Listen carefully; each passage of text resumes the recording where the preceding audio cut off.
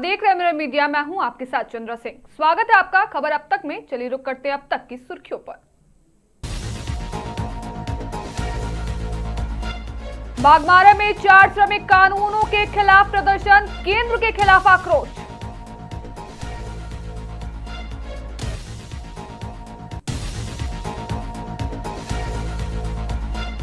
गर्मी में जल जमाव से दुर्गापुर बेहाल, लोगों में फूटा गुस्सा।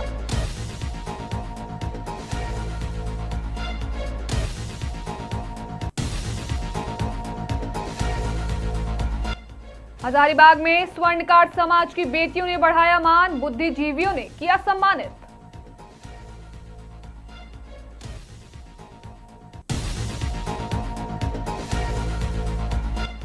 पूर्व बर्धमान में सियासी हिंसा से उजड़ा आसियाना, अपने ही गांव में बेघर हुआ बूथ प्रेसिडेंट।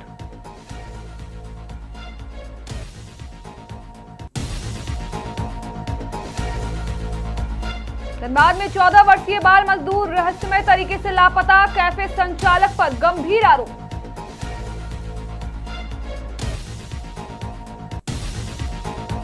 अब खबरें विस्तार से। केंद्र सरकार के द्वारा लाए गए 4 श्रम संघ कानून के खिलाफ पांडेडी मोड़ में संयुक्त मोर्चा के आह्वान पर बिहार कोलियरी कामगार यूनियन के द्वारा श्रम संघ से संबंधित राष्ट्रीय गजट के प्रतियों को जलाया गया।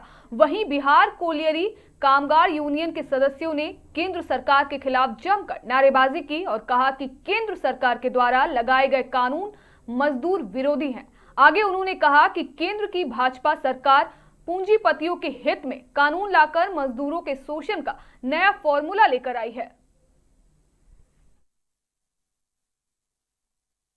इस तरह से अनेक कानून जो हमको सुरक्षा देता था, आज मोदी जी आने के बाद मोदी जी ने सारे कानून को बंद करके, सारे कानून एक तरफ करके और एक 4 लेबर कोड लाया है। और 4 लेबर कोड में सारा मजदूरों का नुकसान मजदूर के हित में नहीं है। 36 करोड़ मजदूरों ने 12 तारीख को मानस बाबू बता रहे थे कि हड़ताल हुआ सफल और 36 करोड़ मजदूर भाग लिया।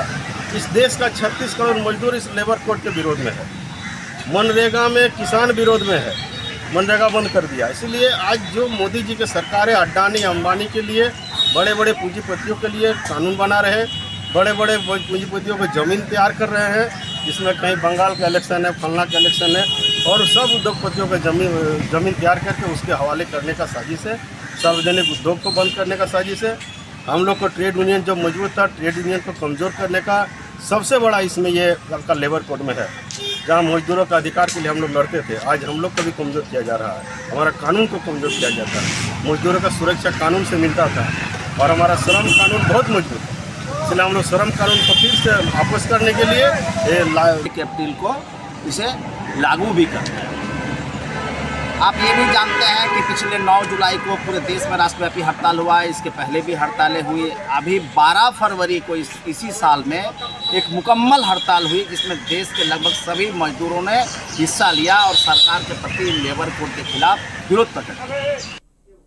दुर्गापुर के तपवन और आसपास के आवासीय इलाकों में भीषण गर्मी के बीच जल जमाव ने लोगों की परेशानियां बढ़ा दी है। आरा से बामूनारा तक सड़क किनारे कई घरों और दुकानों के सामने घुटने तक पानी जमा हो गए। स्थानीय लोगों का आरोप है कि अवैध तालाब भराई के कारण जल निकासी व्यवस्था पूरी तरह ध्वस्त हो गई है। बिना बारिश के ही गंदा पानी घरों और दुकानों में घुस रहा है। कई बार शिकायत के बावजूद प्रशासन की ओर से कोई ठोस कार्रवाई नहीं हुई है। लोगों का कहना है कि अगर जल्द समाधान नहीं हुआ तो मॉनसून में हालात और भयावह हो सकते हैं।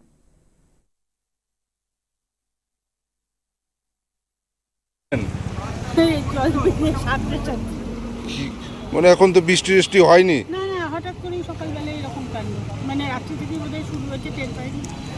সকালবেলা এরকম কাণ্ড। বৃষ্টি তো হয়নি, এটা বৃষ্টির জল কি আদেও কোথাও কিছু ব্লক হয়েছে বা ভেঙে গেছে বা কিছু হয়েছে জানি না। নদী মনে হচ্ছে নাকি? অসুবিধার সম্মুখীন হতে হচ্ছে। হ্যাঁ, দেখুন, না বেরোলে একরকম, বেরোলে পরে না বেরোলেও অসুবিধা। ইলেকট্রিসিটি ছিল না, পাম্পে ঘরে মনে হয় জল ঢুকে গেছে, জল পাওয়া যেতে। বেশ, আপনার নাম? हजारीबाग स्थित कन्याकुब्ज स्वर्णकार महासंघ के जिला कार्यालय में सम्मान समारोह का आयोजन किया गया। कार्यक्रम में समाज की बेटियों को डॉक्टर और इंजीनियर बनने पर शॉल और मोमेंटो देकर सम्मानित किया गया। समारोह में मुख्य अतिथि के रूप में समाज के मुख्य संरक्षक व हजारीबाग आरटीओ विजय कुमार उपस्थित हुए। उन्होंने बच्चियों का उत्साहवर्धन करते हुए शिक्षा के क्षेत्र में आगे बढ़ने और समाज के लिए प्रेरणा बनने की बात कही। इस दौरान जेएमएम नेता रामा सोनी की बेटी कुमारी ज्योति सोनी को डॉक्टर तथा मंडई निवासी अजय सोनी की बेटी अंशु कुमारी को इंजीनियर बनने पर सम्मानित किया गया। सम्मानित छात्राओं ने अपनी सफलता का श्रेय अपने माता पिता और परिवार को दिया। कार्यक्रम में महासंघ के अध्यक्ष कुलदीप वर्मा समेत समाज के कई गणमान्य लोग मौजूद रहे। मैं सारा का सारा श्रेय अपने पापा और अपने मम्मी को देना चाहूँगी, अपने बाबा दादी और मेरे फैमिली मेम्बर्स को, क्योंकि आज उन्हीं के बदौलत मैं यहाँ तक पहुँची हूँ। हर बच्चे स्ट्रगल करते हैं, हर बच्चे अपना बेस्ट देते हैं, बस उसके पीछे का जो सपोर्ट होता है वो फैमिली का ही होता है। अगर फैमिली का सपोर्ट नहीं होता तो आज शायद मैं यहाँ तक नहीं पहुँचती। तो जो भी योगदान है उन्हीं का है और आप सभी को मुझे यहाँ आमंत्रित करने के लिए बहुत बहुत धन्यवाद। सर, जैसा ज्योति दीदी ने बोला, ये हमारे लिए बहुत बड़ी मोटिवेशन है कि ये डॉक्टर बनी है और मैं इंजीनियर का तैयारी आगे करूँगी बीटेक। तो सर ने जैसा बोला कि आगे अच्छा से करना, तो मैं अच्छा से करूँगी और ये सब का सारा क्रेडिट मैं अपने पेरेंट्स मदर फादर को ही देना चाहूँगी, बिकॉज उनके बिना यहाँ तक मैं भी नहीं पहुँच पाती। Thank you. क्या नाम हुआ? अंशु कुमारी। सबसे महत्वपूर्ण बात है कि आज हमारा समाज जागरूक हुआ है, हमारे समाज के माता पिता जागरूक हुए हैं, जैसा बच्चों ने बताया। पूर्व वर्धमान के जमालपुर के बेरू ग्राम में तृणमूल कांग्रेस के बूथ अध्यक्ष नासिर मोल्लाह ने राजनीतिक हिंसा में घर उजड़ने का आरोप लगाया है। उनका कहना है कि 4 मई को हुई अशांति के दौरान उनके घर पर हमला किया गया और तोड़फोड़ की गई, जिसके बाद उन्हें जान बचाकर गांव छोड़कर भागना पड़ा। अब वे अपने ही घर से दूर रहने को मजबूर हैं और प्रशासन से सुरक्षा के साथ घर लौटने की मांग कर रहे हैं। सवाल यह है कि क्या राजनीति से ऊपर उठकर नासिर मोल्लाह जैसे लोगों को फिर से सामान्य जीवन जीने का अधिकार मिल पाएगा?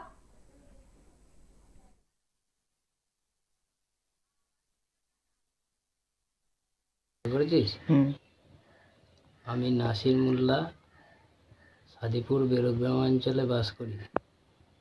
4 মে আমার বাড়িতে হামলা করে বিজেপির কর্মীরা। টিনের বেড়া ভাঙচুর করে, বাড়িতে ঢিল ছেঁড়াছিঁড়ি করে, প্রাণের ভয়ে বউ ছেলে নিয়ে পালিয়ে যায়। আমি তৃণমূল করি বলে এই হামলা।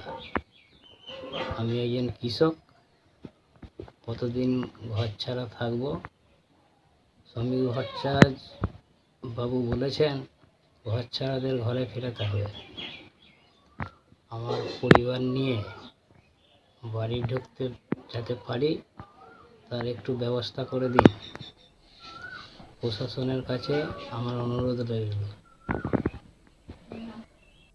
धनबाद में एक बार फिर बाल श्रम और नाबालिगों की सुरक्षा को लेकर गंभीर सवाल खड़े हो गए हैं।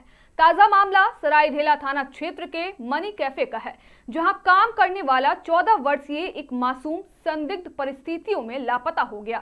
इस घटना के बाद से ही कैफे संचालक की भूमिका पर सवालिया निशान लग रहा है। लापता नाबालिग के परिजनों ने कैफे प्रबंधन पर गंभीर आरोप लगाया है। परिजनों का कहना है कि उनका बच्चा वहां काम करता था, लेकिन उसके गायब होने के बाद जब उन्होंने मालिक से संपर्क किया तो उन्हें संतोषजनक जवाब नहीं मिला। परिजनों के अनुसार कैफे संचालक सवालों से बचते नजर आ रहे हैं, जिससे मामला और भी संदिग्ध हो गया है। परेशान परिजनों ने न्याय और बच्चे की तलाश के लिए सरायढेला थाना में मामला दर्ज कराया है। इसके साथ ही उन्होंने बाल कल्याण समिति के समक्ष गुहार लगाई है ताकि उनके बच्चे को जल्द से जल्द ढूंढा जा सके और दोषियों पर कड़ी कार्रवाई हो सके। इस घटना ने शहर के होटलों और कैफे में चल रहे बाल मजदूरी के काले खेल को भी उजागर कर दिया है। 14 साल के बच्चे को काम पर रखना कानूनन अपराध है। मामले की गंभीरता को देखते हुए CWC सदस्य ममता अरोड़ा ने कड़ा रुख अपनाया है। इसको लेकर उन्होंने क्या कहा, पहले आप वो सुनिए। अभी तक तो कुछ नहीं, बच्चा मिसिंग है यही आरोप है इनका। जब बच्चा मिसिंग होता है तो तरह तरह की बातें आती हैं कि शायद कैफ़े वाले ने बच्चे को कहीं गुम कर दिया हो ये, और उनका कहना था कि बच्चा अगर कहीं जाता तो वो अपना चार्जर वगैरह लेके जाता। तो इन सब चीज़ों को देखने की बात है। परिजनों के द्वारा की गई थी या कैफे के मालिक के द्वारा की गई? अभी तक जो पता चला है थाने में जो शिकायत है वो परिजन ही किए हैं। ये लोग कतरास के रहने वाले हैं। घर का स्थिति खराब है, इसलिए घर से निकाल गया काम करने के लिए। एक बहन है, एक भाई है, बाबूजी दिव्यांग है, माँ भी उसी हालत का है, बैठा है, सुन नहीं पाता है। लड़का 23-24 रोज काम किया है। 30 तारीख को मनीष कैफे से छुट्टी मांग रहा था, तो छुट्टी तो दिया नहीं।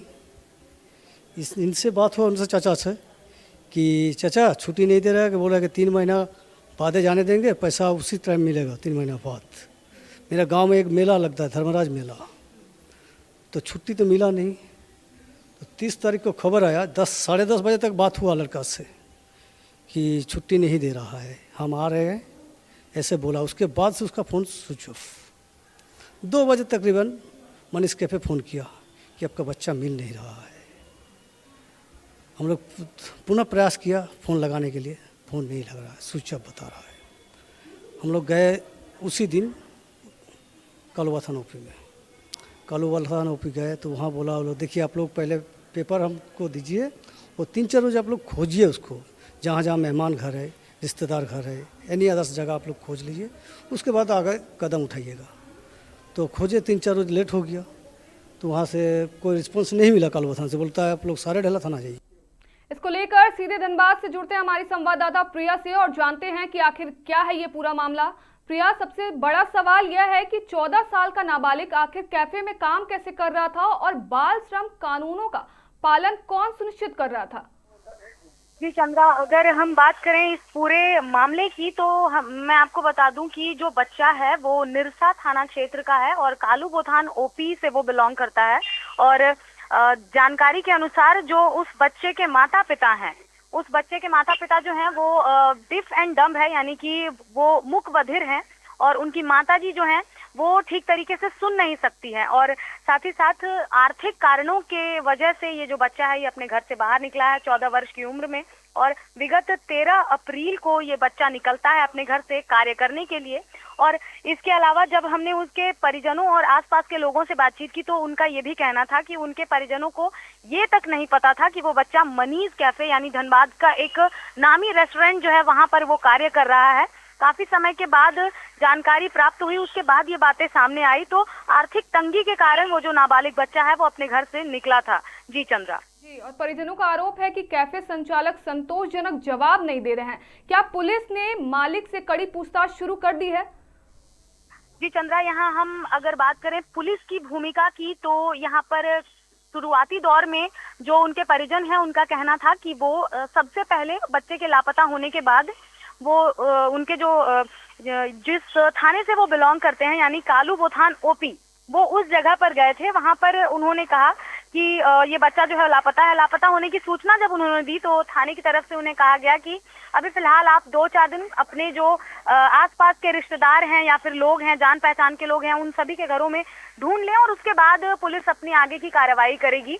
तो फिलहाल उसके बाद जो है काफी दिनों तक ढूंढने के बाद 2-4 दिन जब ढूंढ लेते हैं उनके माता पिता, तब उस बच्चे का कोई भी सुराग नहीं मिल पाता है। तब वो फिर से कालूबोथान ओपी जाते हैं और उसके बाद ये मामला जो है ये सीधे वहाँ के जो पुलिस ऑफिसर रहे होंगे उन्होंने सीधे इन लोगों को धनबाद के सरायढेला थाना भेज दिया था। क्योंकि ये मामला जो है मनीष कैफे सरायढेला थाना के अंतर्गत आता है तो पूरा का पूरा मामला जो है ये वहाँ पर शिफ्ट कर दिया गया। और इसके बाद उनके माता पिता जो है FIR दर्ज करते हैं और वो जो मालिक है मनीष कैफे के जो संचालक हैं उनसे भी बातचीत की गई तो उन्होंने साफ तौर पर कहा कि उनका जो बच्चा है उन्हें उतनी कोई खास जानकारी नहीं है और जो कॉल है, पहला कॉल वो मालिक के द्वारा ही किया गया था। यहाँ मैं आपको बता दूं एक और जी, आपसे एक आखिरी, हाँ जी बोलिए।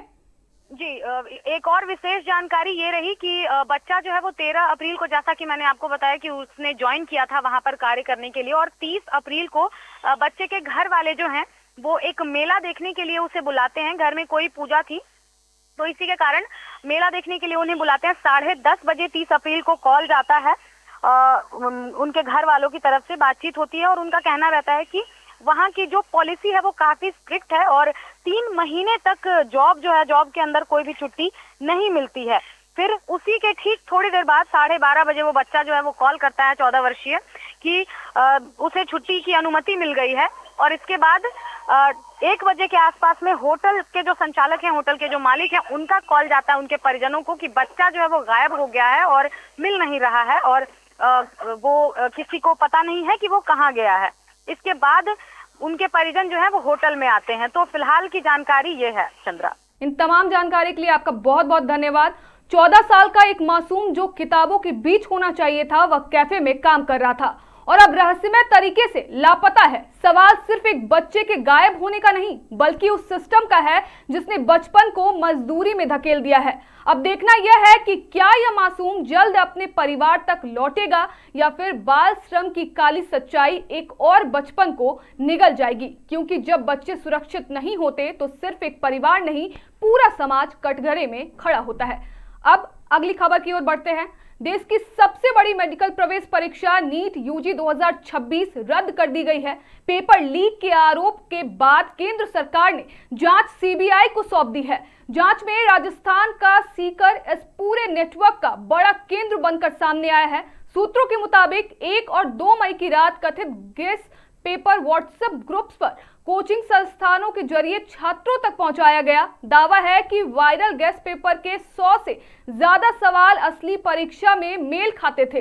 राजस्थान एसओजी अब तक 14 से ज्यादा लोगों को हिरासत में ले चुकी है। फिलहाल सीबीआई मामले की जांच करेगी और एनटीए जल्द नई परीक्षा तारीखों का ऐलान करेगा। धनबाद के धनसार थाना क्षेत्र से चांदमारी ग्राउंड के समीप एक युवक का शव मिलने से इलाके में सनसनी फैल गई। मृतक की पहचान टूडू हांडा निवासी जितेश कुमार के रूप में हुई है। युवक की हत्या निर्मम तरीके से की गई है। घटना के बाद इलाके में दहशत का माहौल है। मृतक के चाचा टुनटुन कुमार ने बताया कि जितेश सोमवार शाम काम से कुछ लोगों के साथ घर से निकला था। रात करीब 11 बजे उसकी आखिरी बातचीत हुई थी। इसके बाद लगातार फोन करने पर मोबाइल की घंटी बज रही थी, लेकिन कोई फोन नहीं उठा रहा था। टुनटुन के अनुसार रात करीब 12:30 बजे एक बार कॉल रिसीव हुआ, जिसमें हल्की आवाज में किसी तरह का झगड़ा होने की बात सुनाई दी। इसके तुरंत बाद फोन कट गया। फिर रात करीब 1:30 बजे से मोबाइल स्विच ऑफ बताने लगा। काफी खोजबीन के बावजूद उसका कोई पता नहीं चल सका। मंगलवार सुबह स्थानीय लोगों ने जंगल की ओर एक युवक का शव पड़ा होने की सूचना पुलिस को दी। सूचना मिलते ही धनसार थाना पुलिस मौके पर पहुंची और जांच शुरू की गई। घटनास्थल से एक बाइक, मोबाइल फोन और खून से सना पत्थर बरामद किया गया है। पुलिस ने सभी सामान को जब्त कर लिया है। धनसार थाना प्रभारी मनोहर करमाली ने बताया कि प्रथम दृष्टया ऐसा प्रतीत होता है कि युवक की हत्या कहीं और की गई है और बाद में शव को चांदमारी ग्राउंड के समीप लाकर फेंक दिया गया। उन्होंने कहा कि परिजनों द्वारा कुछ लोगों पर संदेह जताया गया है, जिनके आधार पर जांच की जा रही है। फिलहाल सबको पोस्टमार्टम के लिए भेज दिया गया है और मामले की जांच जारी है। जितेश नाम है लड़का का, इसके पिताजी का नाम स्वर्गीय चुनचुन रवानी है। कैटरिंग का ये काम करता था लड़का। घटना के बारे में विस्तृत रूप से लोग बता नहीं पा रहे हैं अभी। लड़का कल रात से ही निकला हुआ था। हम लोग जांच कर रहे हैं, जांच के बाद बताया जाएगा। तो किस एरिया में इनका लाश को फेंका गया है सर, क्या कुछ? ये चांदमारी ग्राउंड है जहाँ फेंका गया है। परिजनों का किसी पे शक है, ऐसा कहना सर? परिजन जो लास्ट में बात हुआ है, कुछ लड़के लोग का नाम बता रहे हैं, उस पर हम लोग अनुसंधान करेंगे। सर इसके साथ ही एक आरोप लगाया जा रहा है 2017 में हरिहरपुर थाना में भी इनके पिता, मतलब मृतक के पिता को भी मार के फेंक दिया गया था। उस पर कोई जानकारी है सर? अभी तक उस विषय पर हम लोग जानकारी नहीं दी गई है। और 2017 का मामला है तो उसमें बिल्कुल उसमें कार्रवाई की गई होगी। उसमें हम लोग जाँच कर लेंगे, देख लेंगे क्या मामला उससे जुड़ा हुआ है या अलग है। Thank you sir. ग्राउंड में बैठा हुआ था, अगल बगल का लड़का लोग साथ में। उसके बाद फिर वहाँ से ये लोग सब अपना अपना घर आने लगे। कुछ देर बाद कोई इसको फ़ोन किया, सूरज कुमार कोई कचड़ा गोदाम का लड़का है कौन है, और 2-4 गो उसके साथ में लड़का है, वो उसके मोबाइल से फ़ोन किया इसको और इसको ले करके चला गया और जिसके साथ में काम करता था उससे जा करके उससे पैसा लिया। पैसा लेने के बाद उसके बाद इससे लास्ट बात हमारा हुआ मोबाइल में 11 बजे तक, और 11 बजे के बाद इसका मोबाइल खाली रिंग जा रहा है, फ़ोन रिसीव नहीं हो रहा है। उसके बाद ट्राई करते करते करते 12:30 बजे के लमसम में एक बार रिसीव हुआ तो कुछ हल्का सा सुनाई दिया कि आपसी विवाद में कुछ झगड़ा वगैरह हो रहा था, बात 11 बजे। हाँ, हेलो हेलो कर रहे थे, कोई बात नहीं हुआ। उसके बाद मोबाइल काट दिया। काटने के बाद उसके बाद फिर फ़ोन लगाते लगाते 1:30 बजे तक लास्ट इसका कॉल गया। उसके बाद इसका मोबाइल स्विच ऑफ बताने लगा। रात भर खोजे, पूरा टाइगर वाला भी रोड में मिला, उनको भी जानकारी दिए, मोबाइल नंबर दिए, फ़ोटो दिए, सारा